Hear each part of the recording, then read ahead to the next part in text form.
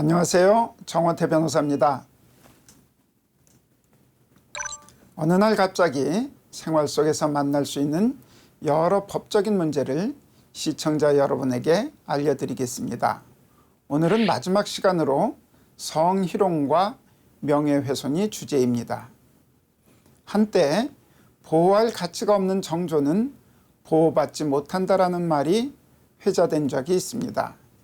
지난 1950년대 유명한 한국판 카사블랑카가 벌인 혼인을 빙자한 간음 사건에서 제1심 재판관이 무죄를 선고하면서 한 말입니다만, 그 속에는 우리 사회에 뿌리 깊이 박혀 있는 남성 위주, 권력 위주의 편견과 여성을 피해자로 하는 성 관련 범죄 행위 등에 대한 왜곡된 시각이 있습니다. 전통적인 가부장 중심의 유교문화 틀 안에서 마지막 권리보호의 장이 되어야 할 법정에서조차 피해자가 피해자로서 배려되거나 보호받지 못하고, 그런 환경 하에서 가해자에 대한 처벌의 측면뿐만 아니라 그 못지않게 피해자에 대한 치유가 강조되어야 하는 성의 문제가 공식적 담론에서 배제됨으로써 2차적, 3차적 피해가 확대 재생산되어 왔던 것입니다. 성희롱을 본격적으로 사회적 논의의 장으로 가져온 것은 1995년도에 있었던 소위 서울대 조교 성희롱 사건입니다. 이 사건을 계기로 성희롱 행위가 민사상 불법 행위에 기한 손해배상의 원인이 될 수 있음이 인식되었고, 우리나라 여성의 사회적 지위 및 남녀 차별 문제에 관한 본격적 논의가 이루어지는 계기가 되었습니다. 성폭력 범죄는 일반적으로 형법 제22장 성풍속에 관한 죄, 형법 제31장 약취와 유인의 죄 중 추행 또는 간음을 목적으로 하거나 추업에 사용할 목적으로 범한 죄, 형법 제32장 강간과 추행의 죄, 형법 제339조 강도 강간의 죄, 성폭력 특별법 제5조 특수 강도 강간 등의 죄, 내지 제14조의 2 카메라 등 이용 촬영의 죄 등을 의미합니다. 그러나 실제로 성폭력이라는 용어는 그보다 훨씬 넓은 의미로 쓰이고 있습니다. 범죄학에서는 피해자의 동의 없이 행해지는 성적 행위로서 피해자가 거부감과 고통을 느끼는 일체의 행위라고 정의하고 있습니다. 형법상 강간죄가 성립하기 위하여는 피해자의 항거를 현저히 곤란하게 할 정도의 유형력의 행사가 있어야 한다는 점에 관하여는 예나 지금이나 변함이 없습니다. 그러나 과연 어느 정도의 유형력의 행사가 있을 때 항거를 현저히 곤란하게 할 정도의 유형력의 행사가 있었다고 볼 것일까요? 그에 관하여는 시대의 변화와 가치관에 따라 커다란 차이가 있을 수 있습니다. 피고인이 피해자의 유혹으로 이불 속에 같이 들어가서 서로 손목을 잡고 누웠다가 정교를 요구하자 피해자는 결혼을 조건으로 응하겠다고 하고, 피고인은 결혼할 수 없다고 하면서 정교를 요구하여 서로 옥신각신 밀치락 뒤치락 하다가 피해자가 입고 있던 팬티가 약간 찢어지고 머리에 약간 멍이 들었고 피고인이 음경을 삽입하지도 못한 경우라면 피고인의 위 폭행은 피해자의 반항을 현저히 곤란하게 할 정도에 이르지 아니한 것이다. 강간 사건의 피해자가 강간당한 후 즉시 피고인을 유인하여 자신의 거주지 관할 파출소까지 함께 오게 하여 피해 신고를 하였던 경우, 그런 정도의 재치 있는 여자라면 범행 현장에 이르기까지의 여러 가지 정황으로 비추어 충분히 강간을 모면할 수 있을 것으로 보이므로 피고인의 폭행 협박으로 항거불능의 상태에서 강간을 당하였다는 피해자의 진술은 전후가 모순되어 믿기 어렵다. 지금 관점에서 보면 고개가 갸웃거려지지만 모두 다 실제 있었던 강간 사건의 무죄 판결 이유입니다. 이에 비하여 최근 대법원은 종종 원심에서 무죄가 선고된 강간 사건에서 다음과 같은 이유로 원심 판결이 잘못되었다고 하면서 유죄 취지로 원심 판결을 파기하고 있는 바, 이를 앞서의 사례와 비교하여 보면 금석지감이 느껴집니다. 강간죄가 성립하기 위한 가해자의 폭행 협박이 있었는지 여부는 그 폭행 협박의 내용과 정도는 물론 유형력을 행사하게 된 경위, 피해자와의 관계, 선교 당시와 그 후의 정황 등 모든 사정을 종합하여 피해자가 선교 당시 처하였던 구체적인 상황을 기준으로 판단하여야 하며, 사후적으로 보아 피해자가 선교 이전에 범행 현장을 벗어날 수 있었다거나 피해자가 사력을 다하여 반항하지 않았다는 사정만으로 가해자의 폭행 협박이 피해자의 항거를 현저히 곤란하게 할 정도에 이르지 않았다고 섣불리 단정하여서는 안 된다. 성폭력의 범죄를 기본적으로 피해자의 동의 없이 행해지는 성적 행위로서 피해자가 거부감과 고통을 느끼는 일체의 행위라고 이해하는 경우 강간죄에 있어서의 유형력의 판단 및 접근 방식은 더욱 현격히 달라지게 될 것입니다. 원래는 고용관계에서 이루어지는 일체의 성적 행위로서 폭행, 협박, 위계 또는 위력에 의한 경우뿐만 아니라 인간으로서의 존엄을 침해하는 성적 행위를 모두 포함하나 범죄 행위와 구별하여 그중 형법상의 범죄 행위를 구성하지 아니하는 성적 행위를 한정하여 성희롱이라는 표현을 사용하고 있습니다. 남녀의 평등한 고용기회 및 대우를 보장하고 근로 여성의 지위 향상과 복지 증진 기여를 목적으로 제정된 법률이 남녀 고용 평등과 일, 가정, 양립 지원에 관한 법률입니다.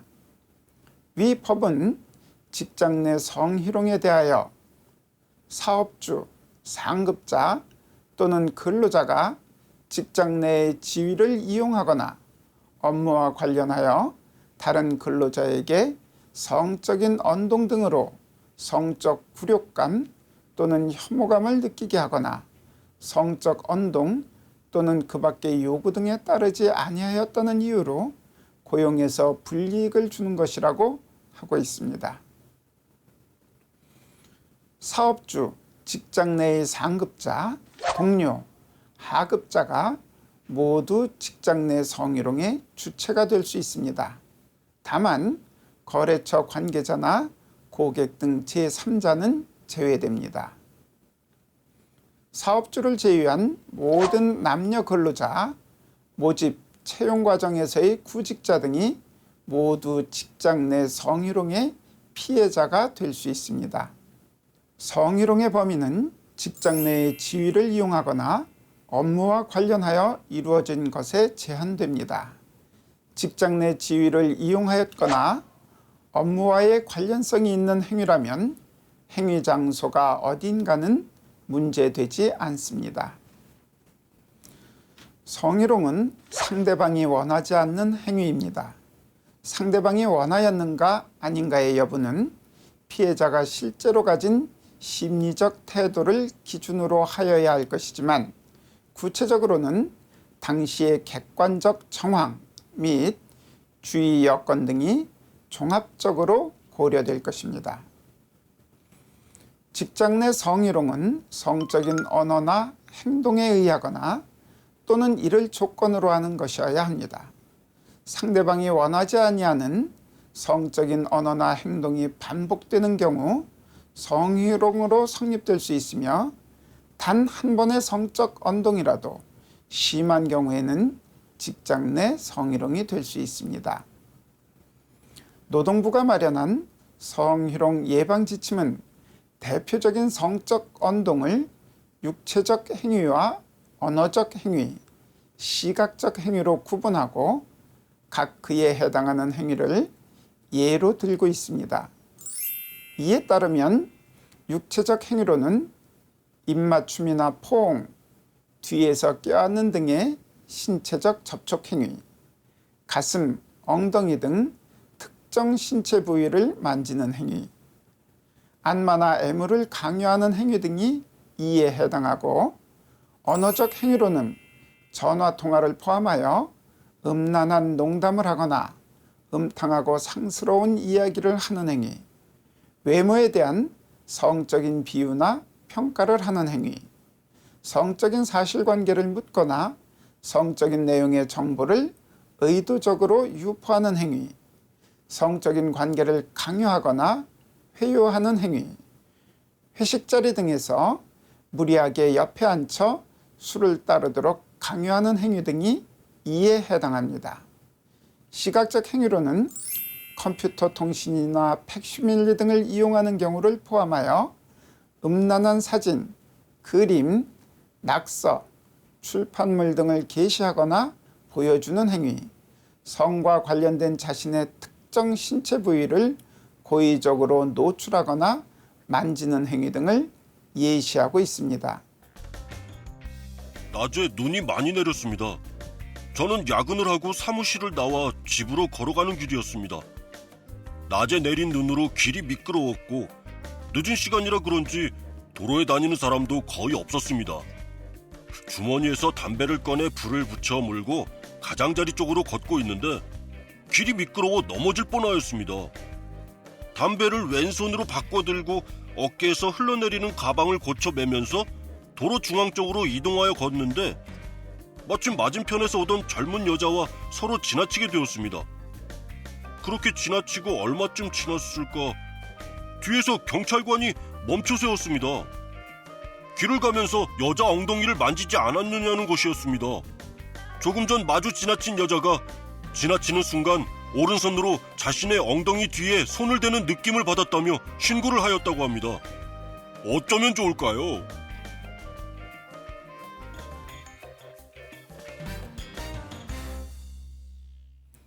폭행 또는 협박으로 사람에 대하여 추행을 하는 것을 강제추행이라고 하며 10년 이하의 징역 또는 1,500만 원 이하의 벌금에 처하여집니다.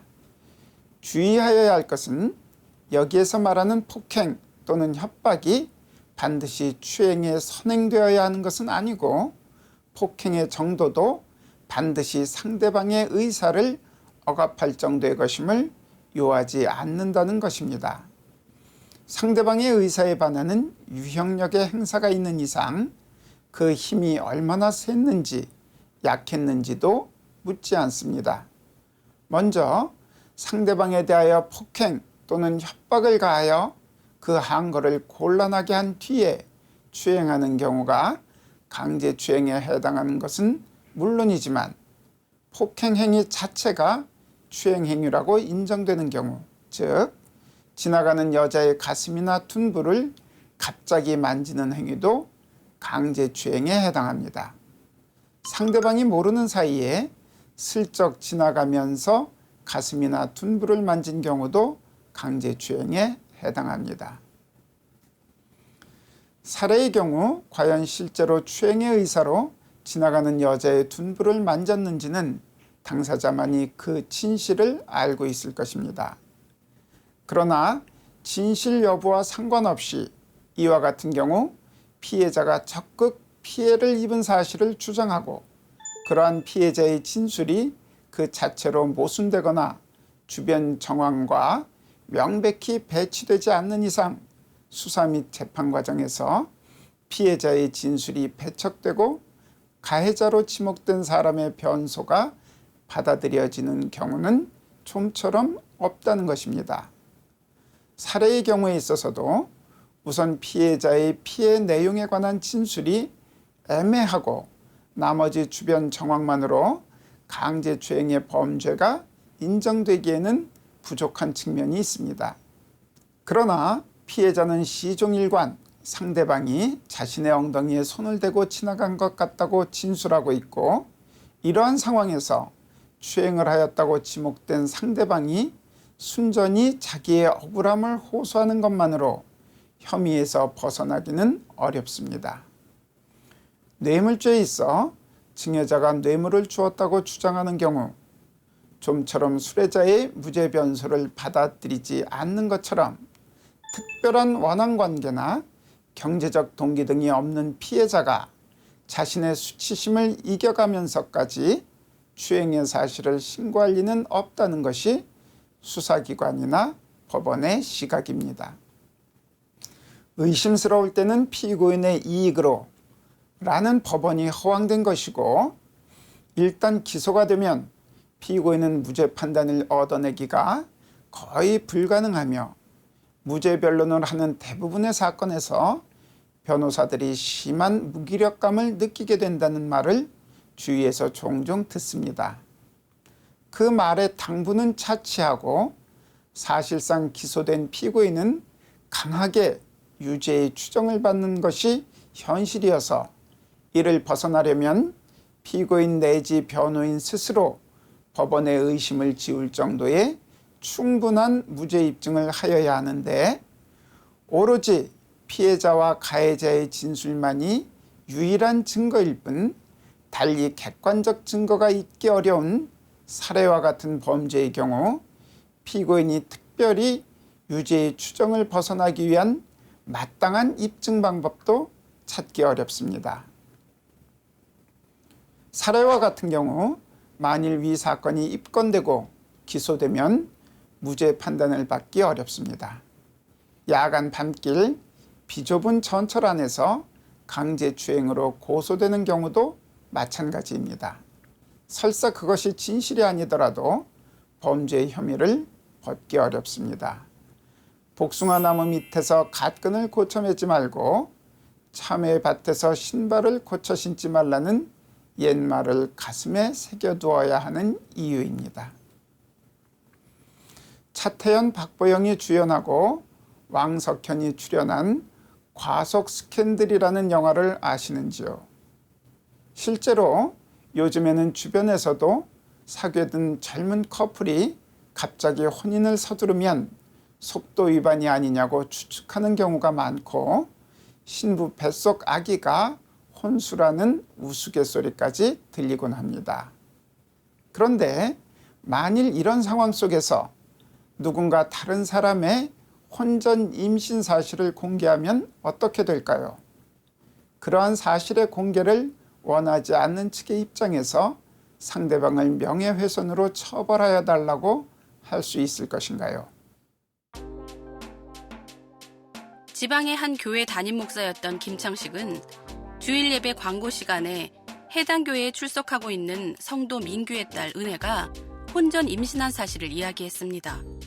정교인이 예배를 드리기 위해 모인 자리에서 집사 이민규의 자녀 이은혜가 결혼 전에 임신한 다음 결혼한 사실로 이민규 집사에게 정직 3개월을 내리기로 결의하였다. 성경 말씀에 집사는 자녀와 자기 집을 잘 다스려야 한다고 되어 있는데 그 말씀을 어겼기 때문에, 그리고 결혼 전에 임신한 것은 교회법으로 부덕한 일이므로 정직을 내린다 고 공표했던 것입니다. 민규와 은혜는 매우 당황하고 부끄러움을 느꼈습니다. 급기야 민규와 은혜는 목사인 창식을 명예훼손으로 고소했고, 창식은 자신의 행동이 악의적인 것이 아니라고 항변하였습니다. 목사 김창식은 자신의 행위로 명예훼손으로 처벌받을까요? 명예훼손은 구체적인 사실을 적시하여 특정인의 사회적 평가를 저하시키는 행위를 말합니다. 그 사실이 허위인 경우에만 명예훼손이 되는 것이 아니라 진실인 경우에도 명예훼손죄가 성립하고, 다만 적시된 사실이 진실일 경우 다음에서 보는 바와 같이 일정한 요건 하에 처벌되지 않거나 허위의 사실을 적시한 경우보다 가볍게 처벌될 뿐입니다. 타인의 명예를 훼손하는 행위가 있더라도 적시한 사실이 진실이고 그것이 공공의 이익을 위한 것일 때에는 처벌받지 않습니다. 예컨대 아파트 입주민이 입주자 대표회의 의장이 관리소장과 결탁하여 관리비 등을 부당하게 사용한 사실을 적시하고 그 시정을 요구하는 글을 올렸더라도 그와 같은 행위가 사실이고 아파트 관리의 적정성, 공공성을 위한 것이라고 평가되는 이상 그에 대하여 명예훼손으로 처벌받지 않습니다.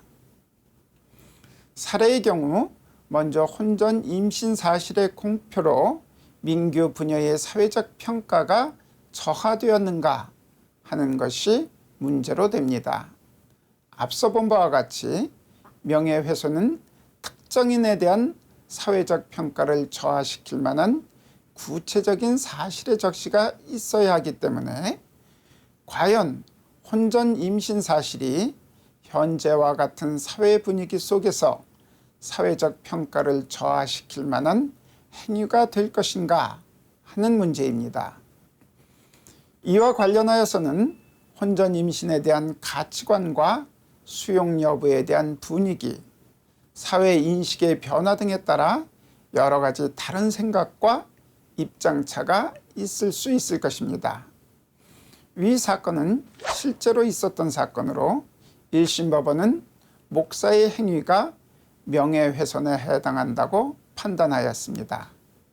다만 판결 이후에 과연 혼전 임신 사실이 현재의 사회 분위기 속에서 당사자의 사회적 평가를 저하시킬 만한 사실의 적시에 해당하는지에 대하여는 이렇다 저렇다 판단을 한 바 없습니다.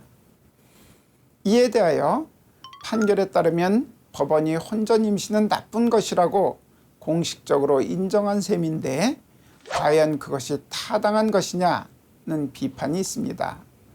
사회 내 특정 그룹에 속한 사람들에게는 부도덕하거나 죄악일 수 있지만 나머지 사회 일반인들에게 별일 아니라고 생각되는 일이 있는데 혼전 임신 내지 혼전 성관계도 그런 범주에 드는 것이고 만일 상당수의 기독교인들이 혼전 임신 내지 혼전 성관계를 부도덕하다고 여긴다고 하더라도 사회 일반에 있어서 그렇게 인식하지 않는다면 혼전 임신 사실의 공표는 명예훼손이 아니라고 보아야 한다는 것입니다.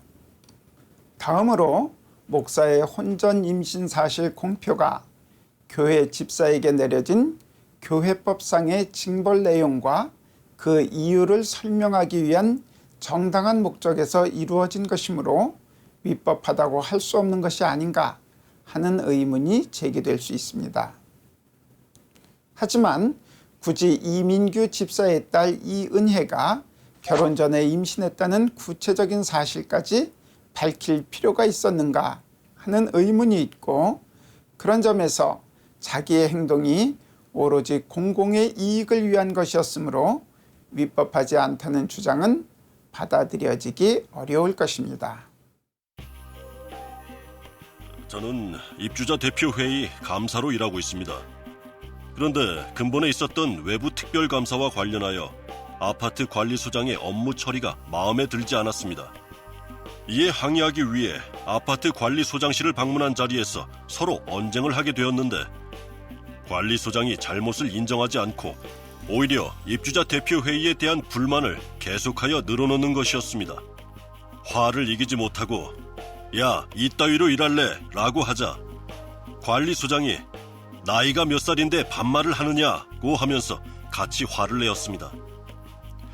잘못을 인정하고 앞으로 시정하겠다고 하면 될 일을 나이를 들먹이는 것이 더욱 안 입고 왔습니다. 그래서 나이 처먹은 게 무슨 자랑이냐라고 하였습니다. 당시 관리소장실 안에는 저와 관리소장만 있었으나 관리소장실에 문이 열려 있었고 관리소장실 밖에 관리사무소에는 직원 4-5명이 업무를 하고 있었습니다. 저도 나름대로 분을 참지 못하고 집에 들어와 있는데 얼마 안 있어 지구대에서 관리소장으로부터 모욕죄로 고소가 되었으니 지구대로 출석하라는 연락이 왔습니다. 저의 행위가 죄가 되는 것인지요?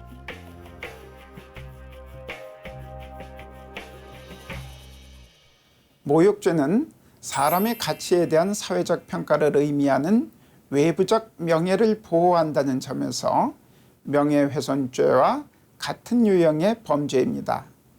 다만 구체적인 사실의 적시 없이 사람의 사회적 평가를 저하시킬 만한 추상적 판단이나 경멸적 감정을 표현하는 것이라는 점에서 명예훼손과 구별됩니다. 주의할 것은 어떠한 표현이 상대방의 인격적 가치에 대한 사회적 평가를 저하시킬 만한 것이 아니라면 설령 그 표현이 다소 무리한 방법으로 표시되었다 하더라도 이를 두고 모욕죄의 구성요건에 해당한다고 볼 수 없다는 것입니다. 사례에서 감사와 관리소장 간의 관계, 감사가 이와 같은 발언을 하게 된 경위와 발언의 횟수, 발언의 의미와 전체적인 맥락, 발언을 한 장소와 발언 전후의 정황 등에 비추어 보면 피고인의 위 발언은 상대방을 불쾌하게 할 수 있는 무례하고 저속한 표현이기는 하지만 객관적으로 원고의 인격적 가치에 대한 사회적 평가를 저하시킬 만한 모욕적 언사에 해당한다고 보기는 어렵습니다. 일상생활에서 마주칠 수 있는 여러 법적인 문제에 대해 함께 알아본 정원태 변호사의 어느 날 소송, 오늘이 그 마지막 시간이었습니다. 제가 말씀드린 여러 주제가 시청자 여러분들의 법률 상식에 도움이 됐기를 기대합니다. 지금까지 시청해 주신 여러분 진심으로 감사합니다.